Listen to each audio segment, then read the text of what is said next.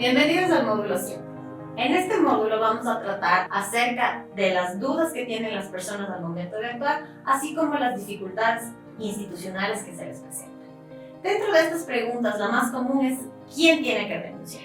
El pensamiento general que se ha mantenido durante años es que los problemas de violencia son problemas privados, problemas de pareja. Por eso nadie se debe meter. Esto no es así, en el sentido de que la violencia ya ha sido catalogada como un problema de salud pública. Es por esto que cualquier persona que tenga conocimiento de un hecho de violencia puede denunciar. Adicional a esto, evidentemente la víctima, si es que decide denunciar, puede hacerlo en cualquier momento. Pero existen también personas que están obligadas a denunciar.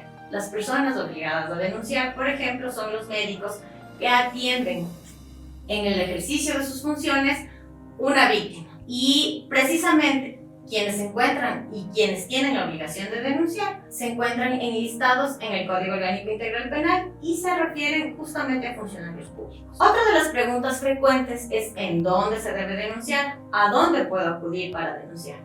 Las denuncias pueden hacerse a través de la policía, porque el policía tiene la obligación de acompañarle y presentar su denuncia. Pueden hacerse ante las juntas cantonales de protección de derechos, quienes, además de otorgar una medida de protección, tienen la obligación de remitir el proceso a la Fiscalía para que se inicie la investigación. Y también directamente en la Fiscalía. Estos son los tres mecanismos que se pueden utilizar para realizar la denuncia. Otra de las preguntas frecuentes que suele haber es si existe protección para la persona que denuncia. Existe protección tanto para la persona que denuncia como para la víctima. Estos nombres se mantienen en reserva durante todo el proceso y se utiliza nomenclatura para la identificación de la víctima dentro del juicio. La información acerca de domicilio, lugar de residencia, trabajo, estudios de la víctima es reservada con el fin de proteger a la víctima. Otra de las preguntas frecuentes es si las medidas de protección tienen vigencia. Esto depende de la naturaleza de las medidas de protección, pues existen medidas de protección que se extinguen con su cumplimiento,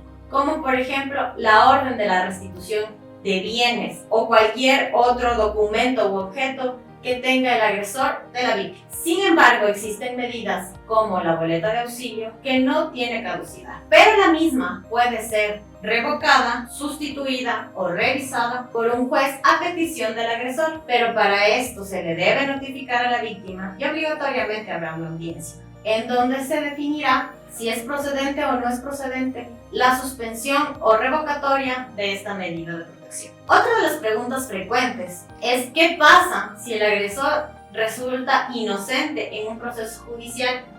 ¿Qué pasa con las medidas de protección que me otorgaron en un inicio? Las medidas de protección se mantienen, así esta persona haya sido declarada inocente, porque las medidas de protección tienen el objeto precisamente de salvaguardar la estabilidad de la víctima. El hecho de que haya resultado inocente quiere decir, por una parte, que puede existir un problema en la función judicial y en el momento de la tramitación del proceso, pero no quiere decir que la violencia no existe o no existió. Es decir, que para precautelar la salud y la vida de la víctima es necesario que se mantengan las medidas de protección, salvo que haya la audiencia revocatoria que se explicó anteriormente. ¿Cuáles son las diferencias entre las medidas de protección que ordena el Código Orgánico Integral Penal y las medidas de protección administrativas que ordena la Ley Orgánica para prevenir y erradicar la violencia contra las mujeres? La diferencia, en primer lugar, es quiénes lo otorgan. Como ya se ha explicado antes, las medidas de protección administrativas las entrega la Junta Cantonal o el teniente político, mientras que las medidas de protección judiciales las debe entregar obligatoriamente un juez. Otra de las diferencias es que las medidas de protección administrativas son inmediatas. Sin embargo, la ratificación de estas medidas las debe hacer un juez. Es por esto que ya sea el teniente político o la Junta Cantonal de Protección de Derechos tiene la obligación de remitir la información de las medidas de protección otorgadas a un juez para que él las ratifique. Con respecto a la ratificación de las medidas de protección administrativas, otra de las preguntas frecuentes es si es necesario que exista una audiencia.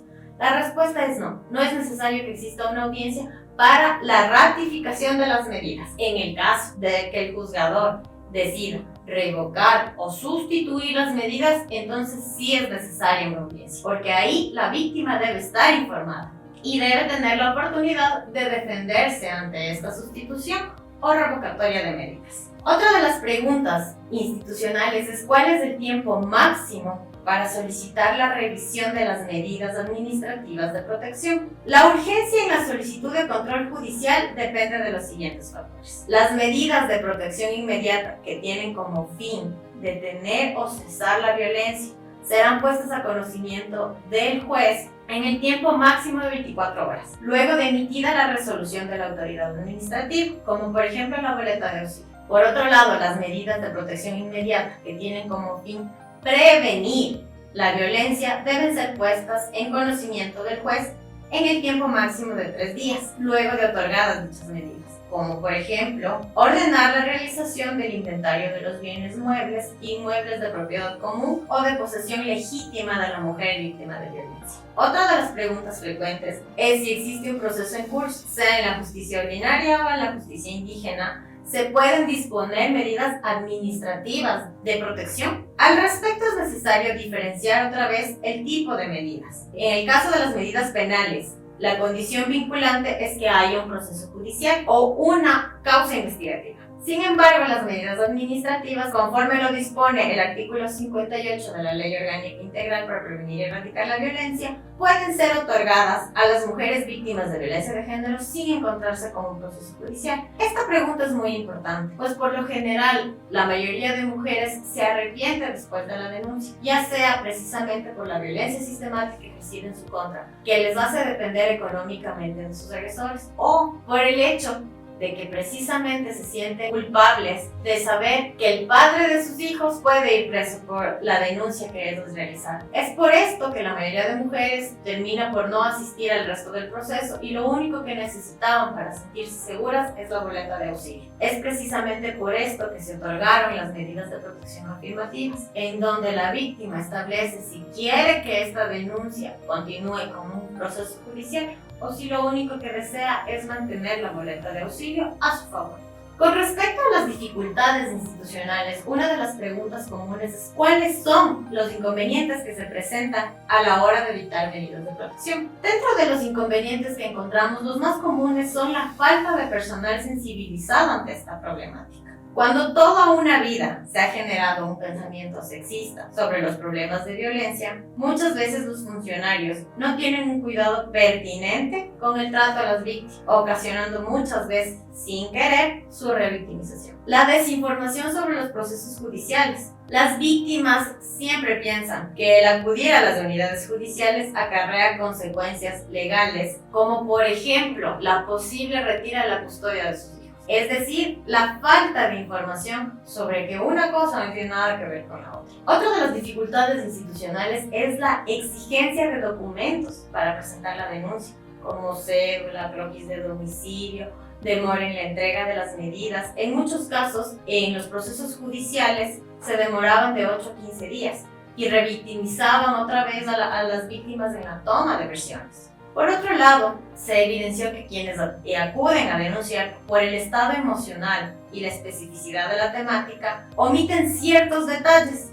que son necesarios para el otorgamiento de protección, como por ejemplo si existieron hechos de violencia anteriores, si la persona agresora porta armas, etc. Estos acontecimientos a veces son un impedimento para que se otorgue la medida de protección adecuada para el tipo de violencia de la cual está siendo víctima. Finalmente, otra de las preguntas frecuentes es cuáles son los inconvenientes que se presentan a la hora de ejecutar las medidas de protección para las víctimas. El principal inconveniente es que no se cuenta con el suficiente personal policial para la ejecución de las medidas.